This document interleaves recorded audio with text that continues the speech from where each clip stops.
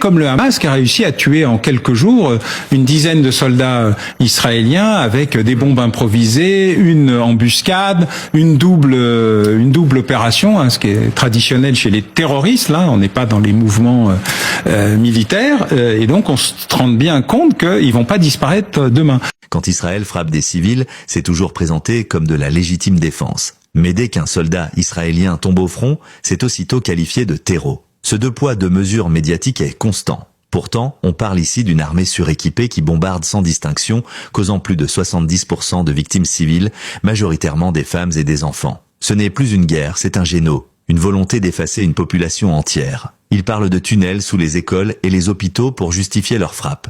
Mais ces récits sont souvent infondés. Et quand un autre pays réplique, comme l'Iran, c'est encore du terreau. Israël se donne tous les droits. Bombarder, mentir, manipuler les chiffres. Alors que la réalité est là, visible, des civils effacés, des quartiers rayés de la carte. Alors au final, qui sont vraiment les terreaux ?